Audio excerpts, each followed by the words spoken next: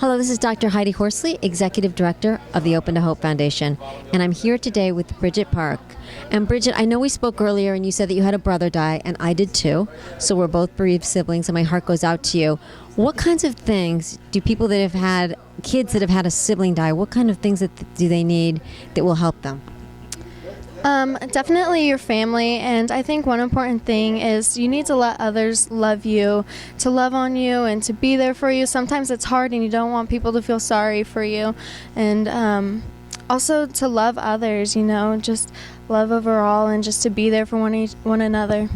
I really like this. Now, I work a lot with parents, and they come to me and they get really worried because they say, my teenager is not talking to me since their brother or sister died, and I'm afraid that something's wrong with them, and I want to know how to get them to open up. What would you say to those parents out there? Just speaking from personal experience, we just don't want to upset the parent even more. It hurts us to see them cry or upset, and we're just scared that we're going to trigger, some emotion or some pain for them. And so I definitely recommend, involving a counselor or, someone else that they can talk to, because they just don't want to upset and trigger some more pain.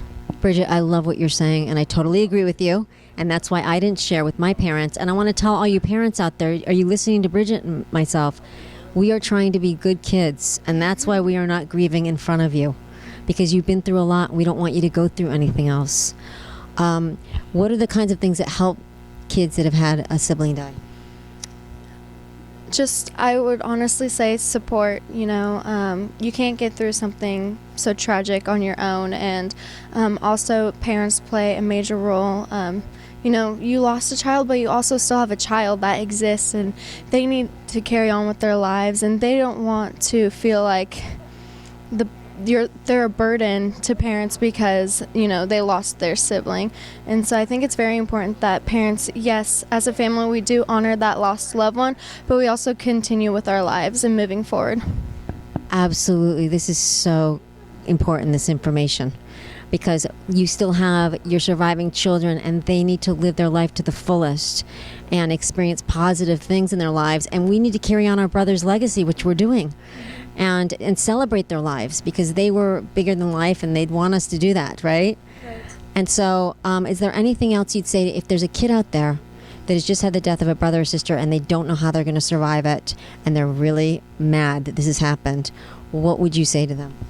I kind of live by the motto that pain is inevitable, but suffering is optional. It's just what you make of each and every day. Take one step at a time. Yes, some days are just going to be absolutely terrible, but at the end of the day, you can try to make something positive from it, helping someone else grieve or honoring your lost loved one.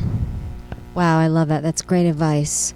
So for anybody that's out there that has a sibling loss or that knows someone that does, please watch this and listen to Bridget's advice and lean on our hope until you found your own. And this is Dr. Heidi Horsley, Open to Hope.